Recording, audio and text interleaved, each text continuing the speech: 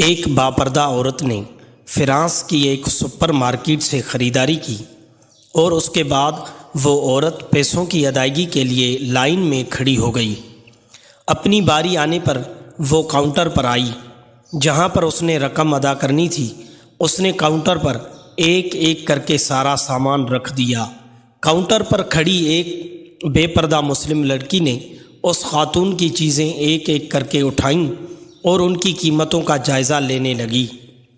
تھوڑی دیر بعد اس نے نقاب والی عورت گاہک کی طرف ناراضگی سے دیکھا اور کہنے لگی، ہمیں اس ملک میں کئی مسائل کا سامنا ہے، ان مسائل میں ایک مسئلہ تمہارا نقاب ہے۔ ہم یہاں تجارت کرنے کے لیے آئے ہیں، نہ کہ اپنا دین اور تاریخ دکھانے کے لیے۔ وہ مسلم عورت جو نام نہاد روشن خیال تھی اپنی بیہودہ تقریر جھاڑے جا رہی تھی کہ اگر تم اپنے دین پر عمل کرنا چاہتی ہو اور نقاب پہننا ضروری سمجھتی ہو تو اپنے ملک واپس چلی جاؤ۔ جہاں جو تمہارا دل چاہے کر سکتی ہو، وہاں نقاب پہنو، برقع پہنو، ٹوپی والا برقع پہنو، جو چاہے کرو، مگر یہاں رہ کر ہم لوگوں کے لیے مسائل مت پیدا کرو۔ نقاب پہنے عورت نے جب ایک مسلم عورت کے منہ سے یہ الفاظ سنے تو دم بخود ہو کر رہ گئی۔ اپنے سامان کو بیگ میں رکھتے ہوئے اس کے ہاتھ رک گئے اور اچانک اس نے اپنے چہرے سے نقاب ہٹا دیا۔ کاؤنٹر پر کھڑی لڑکی اس کا چہرہ دیکھ کر دنگ رہ گئی، کیونکہ نقاب والی عورت کے بال سنہری اور آنکھیں نیلی تھی۔ اس نے کاؤنٹر والی لڑکی سے کہا، میں فرانسیسی لڑکی ہوں، یہ میرا ملک ہے، میں الحمدللہ مسلمان ہوں، اسلام میرا دین ہے اور میرا اسلام مجھے یہی سبق دیتا ہے کہ جو میں کر رہی ہوں میرا دین مجھے پردے کا حکم دیتا ہے۔ تم نسلی مسلمان ہو کر یہاں کے غیر مسلموں سے مرعوب ہو، دنیا کی خاطر خوف میں مبتلا ہو۔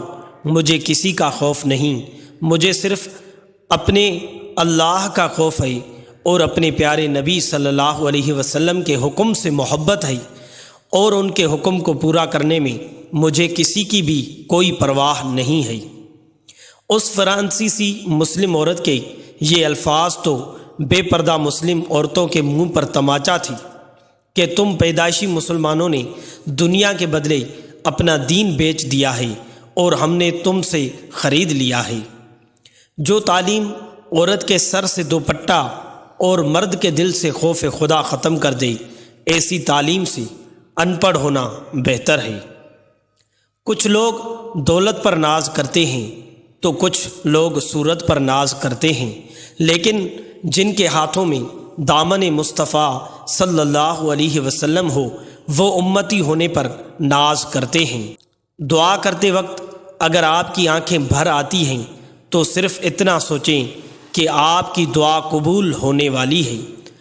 نہ امید نہ ہوا کریں، دعائیں رد نہیں ہوتی، لیکن صحیح وقت آنے پر قبول ضرور ہوتی ہیں، اور صحیح وقت کون سا ہے یہ صرف اللہ جانتا ہے، آپ اور میں کبھی نہیں جان سکتے۔ امید کا دامن کبھی نہ چھوڑا کریں، کیونکہ کمزور ہمارے حالات ہوتے ہیں، اللہ کی ذات نہیں۔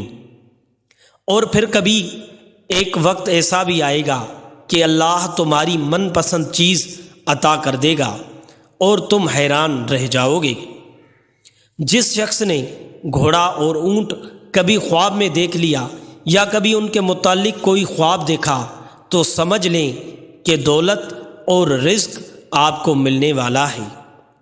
مشہور ہونے کی خواہش نہ رکھیں، بس لوگ آپ کو پہچانتے ہیں، آپ کے لیے اتنا ہی کافی ہے۔ انسان جب پیسہ، عورت اور اقتدار سے اکتا جاتا ہے پھر اسے اللہ یاد آتا ہے۔ عورت میں اگر یہ تین نشانیاں ہوں تو اسے آپ سے سچی محبت ہے۔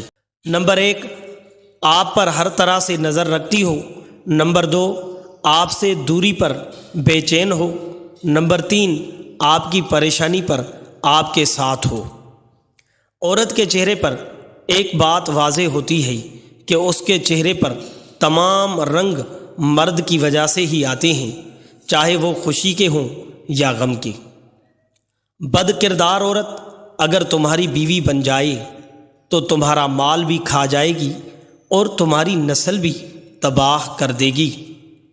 مرد کی آدھی خوبصورتی اس کی زبان میں ہوتی ہے اور عورت کی آدھی خوبصورتی اس کی حیا میں ہوتی ہے۔ جو عورت اپنی باتوں سے شوہر کو راحت اور تسکین نہیں پہنچاتی، اس کی زندگی کبھی خوشیوں سے بھری نہیں ہوگی۔ دنیا بھر میں سینکڑوں زبانیں بولی جاتی ہیں، لیکن مسکراہٹ واحد زبان ہے جو دنیا کے ہر خطے میں بولی جاتی ہے۔ عورت جب شک کرتی ہے تو مرد ہنس کر ٹال دیتا ہے، لیکن مرد شک کرے تو عورت رو رو کر ٹوٹ جاتی ہے۔ اپنی نمائش کرانے والی عورت کسی بھکاری سے کم نہیں، فرق صرف اتنا ہے بھکاری ہاتھ پھیلا کر مال حاصل کرتا ہے اور یہ اپنا آپ دکھا کر لوگوں کی توجہ۔ عورتوں کے لیے پردہ حق کے شرع ہے، چاہے شوہر کہے یا نہ کہے۔ جب آپ کا دل درد سے بھر جائے اور آنکھوں میں آنسو آ جائیں تو اپنے رب سے چھپ کے باتیں کر لیا کریں، وہ سب جانتا ہے لیکن آپ سے سننا چاہتا ہے۔ زندگی میں کبھی بھی سیکھنا مت چھوڑیں، کیونکہ زندگی آپ کو کبھی سکھانا نہیں چھوڑتی۔ مشکلیں اپنے حل اپنے ساتھ لے کر آتی ہیں، بس بندے کو اللہ پر بھروسہ ہونا چاہیے۔ بہت خامیاں نکالتے ہیں ہم اکثر دوسروں میں، آؤ آج ایک ملاقات ہم آئینے سے بھی کر لیتے ہیں۔ اچھی کتابیں اور اچھے لوگ فوراً سمجھ میں نہیں آتے، انہیں پڑھنا پڑتا ہے۔ جو انسان وقت پر پسینہ نہیں بہاتا وہ انسان بعد میں پھر آنسو بہاتا ہے۔ مجھے گرتے ہوئے پتوں نے سکھایا ہے، بوجھ بن جاؤ گے تو اپنے ہی گرا دیتے ہیں۔ اچھے لوگوں کا اللہ تعالیٰ امتحان بہت لیتا ہے پر ساتھ کبھی نہیں چھوڑتا، اور برے لوگوں کو اللہ تعالیٰ سب کچھ دیتا ہے پر ساتھ نہیں دیتا۔